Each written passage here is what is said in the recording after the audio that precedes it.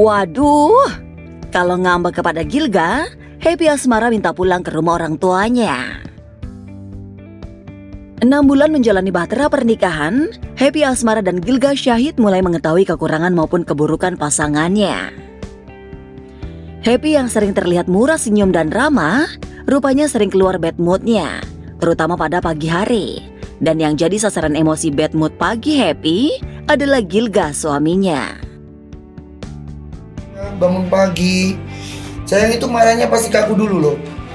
Ya karena bangun tidur yang dilihat kamu. Bad moodnya tuh langsung loh mbak, nggak kayak dia tuh nunggu dulu habis mandi kayak gimana kayak habis makan. Enggak tuh, dari mau berangkat mandi sampai selesai acara tuh bisa bad mood terus loh. Iya karena kamu yang ditemuin pas waktu bangun tidur tuh satu-satunya orang yang aku temukan Iya waktu sih. bangun Kan tidur. aneh ya kalau nemuin Reza. Dia nggak pernah marah sama sekali.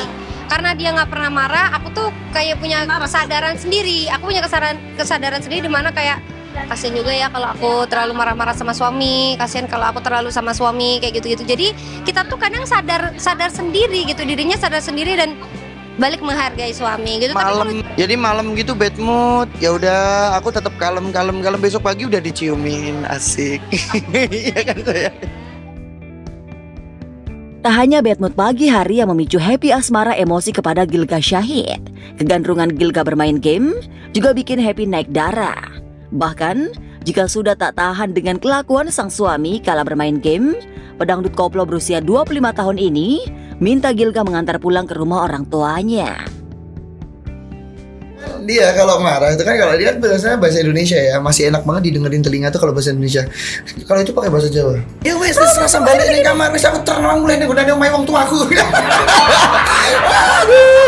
Ya Allah, seharian main game terus. Ya mas game aja terus. Aku nggak usah, aku pulang aja, aku ke rumah. Dan di rumahku di sini tuh cuma punya kamu. Dia pasti bilang, aku tak pulang ke rumah aja ya, anterin pulang ke rumah aja kayak gitu. Terus aku mulai nih omah Aku biar tidur sama adik. Biar tidur sama adik. Kalau untuk orang-orang di luar sana itu nggak akan pernah mendapatkan titik halusnya Rismanda kecuali suaminya. Kalemnya dia, dimanjain dia tuh kayak gimana. Makanya aku suka banget dimanja gitu. Sejak menikah pada 22 Juni 2024, Happy tidak bisa tidur tanpa Gilga di sampingnya. Selain itu, saat akan tidur, Happy harus memegang tangan sang suami. Happy bukan sekedar bucin dan manja sih, melainkan pelantun lagu Rungkat ini memang takut tidur sendirian. Emang nggak bisa tidur sendirian, nggak tahu kenapa takut, kayak kalau merem tuh kayak takut, di pikiran aku tuh kayak penuh banget, hektik banget, sibuk masing-masing gitu, kadang tuh kayak gitu. Makanya dia harus begini tidurnya. Jadi kalau tidur tuh aku harus megangin tangannya loh. Kalau tidur gini megangnya, nah pasti gini.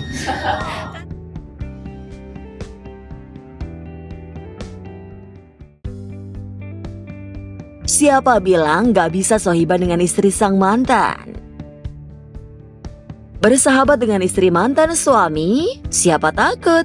Itulah yang terjadi pada Risti Tagor. Sejak bercerai dengan pesinetron Rifki Balwell, Risti tidak saja berhubungan baik dengan Rifki, tetapi juga dengan Bibi Alren istrinya. Bahkan saking dekatnya, Risti menjadikan Bibi sebagai manajernya. Jadi Bibi tuh sahabat aku banget, kita kan tetanggaan, emang udah kayak saudara. Jadi memang manajer aku tuh banyak. Nah Bibi itu kemarin qadarullahnya memang pas banget, lagi-lagi pas, bukan haji tapi kalau itu umroh. Pas umroh tiba-tiba ditelepon, Ti ini ada sinetron gitu kan. Nah berarti secara tidak langsung Bibi jadi manajer aku di sinetron. Iya, persahabatan Rizky dan Bibi akhirnya berbuah menjadi partner kerja yang tak hanya menguntungkan bagi keduanya, tetapi juga mampu merubah stigma negatif yang selama ini terjadi antara suami istri yang bercerai. Apalagi, Risti pernah mengungkapkan pada Bibi jika ia tak ingin gagal menjadi orang tua Arzen Rafa Balwell, buah hatinya dengan Rifki. Itu pasti impian semua pasangan yang tidak berhasil gitu ya. Tapi kalau aku pribadi, karena aku udah pernah duduk ngobrol sama Bibi bahwa buat aku gagal jadi suami istri nggak boleh gagal jadi orang tua. Dan alhamdulillahnya Bibi tuh sangat mengerti. Terus bukan dua perempuan yang seujon gitu ya, bikin nggak ada sama sekali. Dan aku happy banget karena aku sama Bibi tuh bisa nongkrong tanpa Rifki. Jadi pernah beberapa kali kita kayak lagi di mana Ti? Lagi di PIM. Aku juga di PIM, ketemuan, ngobrol. Demi menjaga agar hubungannya dengan Bibi tetap baik, Risti memutuskan untuk tidak lagi berkomunikasi secara langsung dengan Rifki. karena ia dan Rifki punya komitmen soal hal itu. Kalau sama Rifki memang kita udah nggak punya komunikasi. Jadi kalau aku sama Rifki waktu pisah belum nikah sama Bibi, aku ngobrol soal arisan sama Rifki. Tapi kita punya perjanjian, Ki kalau kamu nikah atau aku nikah nanti ngomongnya sama pasangan. Jadi cowok ngomong sama cowok ya, cewek ngomong sama cewek. Karena itu mengurangi konflik-konflik drama itu sendiri. Dan alhamdulillah kami berhasil melewati. Jadi Bibi tenang karena aku sama Rifki nggak pernah ngobrol. Apa ya, ibaratnya mungkin agak aneh orang-orang kalau ngelihat, oh iya mantan istri di manajerin sama istri. Tapi ya profesional aja sih. Sementara itu, Rifki sendiri mengaku tak keberatan jika Bibi istrinya jadi manajer Risti. Walaupun mungkin untuk sebagian orang menganggap aneh. Justru Arsen anaknya yang senang melihat ibu sambungnya jadi manajer Mama Risti. Bersyukur, yang penting anak happy, anak pun juga dengernya, hah? Mama kamu syuting tuh besok gini-gini di manajerin bunda gini. Really? Bagus dong. Mama jadi banyak duit ya kayak gitu. Jadi ya udah sampai situ sih kita. Anak-anaknya juga pada main di rumah.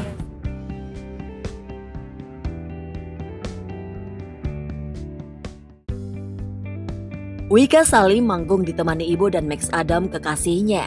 Kode dapat restu.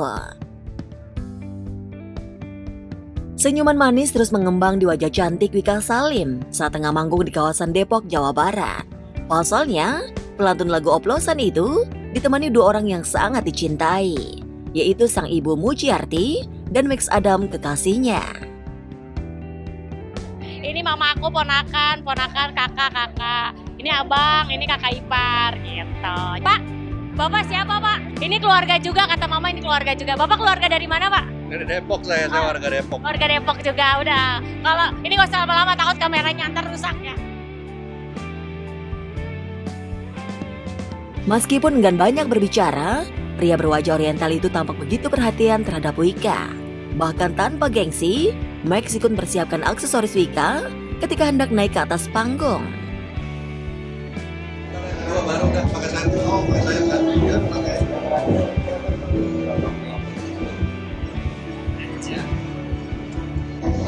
Harusnya ada ini ya, Momen yang belum pernah terjadi sebelumnya ini membuat Wika senang. Pasalnya, selain datangnya Max, sang ibu yang baru saja sembuh dari sakit itu kini juga bisa menemaninya bekerja lagi. Apalagi mengingat belum lama ini, Wika juga tertipu oleh manajernya. Daripada di rumah nggak ngapa-ngapain, ayo kita main yuk ke alun-alun gitu. Soalnya dekat cuma 10 menit. Bisa sekali. Kalau misalkan kayak lagi ada yang dekat, terus waktunya sebentar, terus yang bisa ikut sekali jalan-jalan nih. Mungkin sama lebih aware aja sama kesehatannya mama sama bapak gitu. Nggak bisa dipungkiri ya, hidupnya makin lama, umurnya makin tua. Jadi kesehatan yang sekarang lagi difokusin gitu. Ya udah sekarang prosesnya udah berjalan dan sebenarnya kalau untuk update lebih lanjutnya juga kan aku udah serahin sama kuasa hukum aku gitu dan cepat selesai nanti akan seperti apa itu juga kita masih tunggu update dari Mas Andi dan juga pihak kepolisian. Benarkah pertemuan Max dan keluarga Wika menjadi tanda jika hubungan keduanya telah mendapatkan restu? Kalau orang tua itu tanpa perlu diminta, dengan sendirinya kasih doa. Tinggal gimana waktunya, gimana jodohnya pasti akan terjadi. Kalau emang udah jodohnya ada waktunya. Umurnya juga udah nggak muda lagi. Kalau ditanya targetnya yang pasti ada, tapi kalau untuk pastinya ini masih antara aku sama pasangan yang masih diskusi gitu. Karena kan ya itu dia, kita kan mau menjalin rumah tangga jadi harus banyak yang dibicarakan.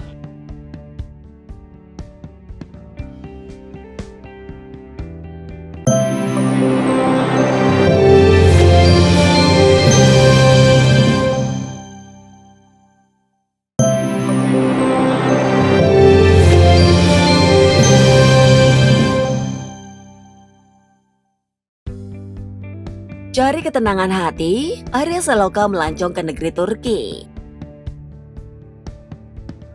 Menikmati hidup dengan liburan ke luar negeri dilakoni Arya Saloka. Turki menjadi negeri yang disinggahi duda keren ini. Tak mengajak putranya Ibrahim, Arya Saloka melancong ke Turki bersama beberapa temannya. Meski cuaca sedang dingin, aktor ganteng ini terlihat menikmati warawiri di sudut jalan Turki. Ini apa nih? Veteriner. Ini kayak kafe-kafe ya? Di jalanan Turki. Ya kayak di Ciledug lah nih ya. Dingin banget. Ini 9 derajat tadi. Jalan-jalan ke Turki bikin Arya menepis kesepian hatinya. Apalagi aktor 33 tahun ini mengunjungi tempat-tempat wisata yang memiliki nilai sejarah dan ikonik. Di antaranya ke Selat Bosporus dan Hagia Sophia. Alhamdulillah sudah sampai di Istanbul. Ini di Masjid Camcirsi. Katanya sih masjid terbesar kedua di dunia. Kami mampir untuk sholat zuhur dan asar. Selat Bosporus. Ini Menghubungkan perbatasan antara Asia dan Eropa.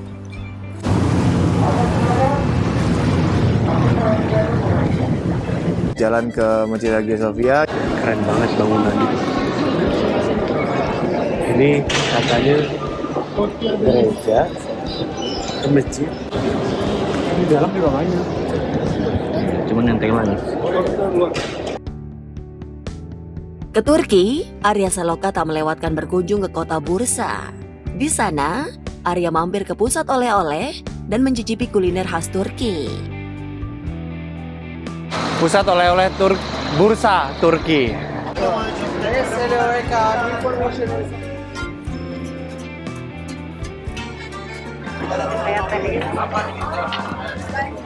Enak.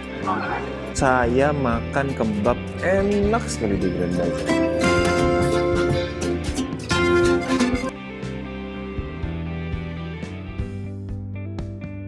Tak lagi jadi artis akibat sepi job syuting, Dede Sunandar rela jadi pelayan kafe.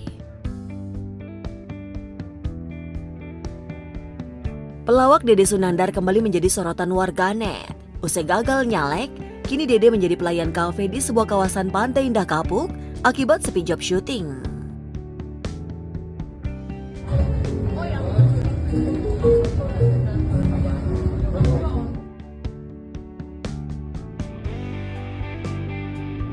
Sebelum memutuskan untuk menjadi pelayan, Dede juga sempat bergabung dengan manajemen Sule. Selain menjadi asisten pribadi Sule, Dede juga beberapa kali syuting bareng. Selain itu, Dede juga sempat bekerja pada Aziz Gaga. Ngelamar lah di Kang Sule, cuman jadi asisten doang kan. Gajinya juga nggak seberapa, cuman diajak-ajak syuting. Ada pengalaman cabut dari Kang Sule, Bang Aziz nawarin lagi, Dek, buka warnet gue nih. Udahlah, gue jaga warnet Bang, karena udah pikiran juga udah mentok, kerja di sana sini udah nggak diterima. Tetap kerja ya? Gue tetap kerja lah. Karena kesungguhan Dede itu mau bekerja, kita terima dan dipersilahkan. Makin rame, tambah rame, semakin ada Dede. Iya, gengsi memang jauh dari moto hidup Dede. Meskipun sudah masuk TV, bahkan berlabelkan artis, nyatanya Dede tak pernah pilih-pilih pekerjaan, asalkan halal. Apalagi mengingat kebutuhan rumah tangga yang terus meningkat, di mana salah satu anaknya sempat mengalami penyempitan pembuluh darah ke jantung dan paru-paru. Karena gue malas berpangku tangan sama orang lain sih Bang. Ojek payung pun bisa gue lakuin, cuman kan karena udah masuk TV, image orang, masih sih orang ojek payung lagi ya nggak kerja loh. Memang pikiran banyak banget. Gue keluarin juga nggak bagus sih kan. Bener, tapi kalau gue pendem juga jadi pembuluh darah ntar pecah di belakang ya kan. Titik terberatnya satu, anak kan udah 3 Bang. Yang nomor 2 kan memang ada Williams syndrome. Apa tuh? Jantung ke paru-parunya nyempit. Waktu umur berapa tahun gitu, 2 tahun atau berapa tahun masuk orang operasi. Kebuka sendiri Bang jantungnya iya. Tapi alhamdulillah ada aja rezeki Bang. Ada aja ya. Ada aja Bang.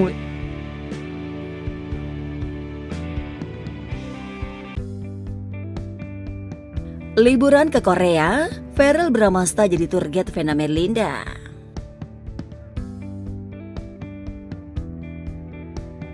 Malam tahun baru 2025 jadi momen terindah sekaligus membahagiakan bagi Vena Melinda. Bagaimana tidak? Setelah berapa kali tak pernah bisa merayakan momen tahun baru bersama Verrell Bramasta, akhirnya Vena bisa merayakannya dengan putra sulungnya itu di Korea Selatan.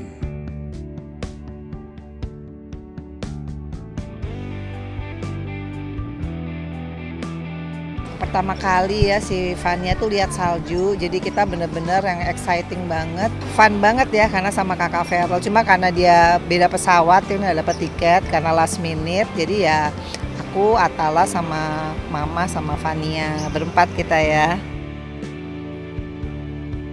Iya, liburan tahun baru lalu, Vena bersama ketiga anaknya, Feral, Atala, dan Fania juga mama tercinta, berlibur ke negeri gingseng Korea. Liburan tersebut merupakan hadiah Feral untuk sang mama dan Fania adiknya. Ini yang ditunggu-tunggu karena kan udah berapa tahun aku nggak bareng dia pas tahun baru. Kalau Mas Feral tuh kan paling jarang ya karena kan sibuk banget. Jadi kayak kemarin kita ketemuan aja di sana, dia udah datang duluan. Yang menarik menurut Vena, selama 12 hari di Korea, Feral jadi tour guide yang mengantar mereka keliling kota. Hal itu membuat Vena merasa nyaman bepergian dengan Feral. Gimana Kak, dingin ya Kak? Pokoknya selama 12 hari dia jadi tour guide aja aku udah bersyukur banget ya. Karena kita benar-benar bisa yang kayak waktu dia kecil gitu. Waktu yang dia masih unyu-unyu, kita kan pergi pasti dia jadi penunjuk jalan. Kalau sama Feral tuh kita bisa exploring Korea dari Dongdaemun, Myeongdong ya. Myeongdong. Terus kemana lagi? Pokoknya dari ujung ke ujung, jadi bisa satu hari itu bisa 3 tempat.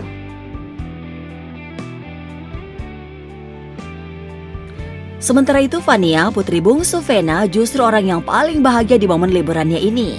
Pasalnya, selain bisa bermain salju untuk pertama kalinya, Korea juga jadi negeri impian Fania.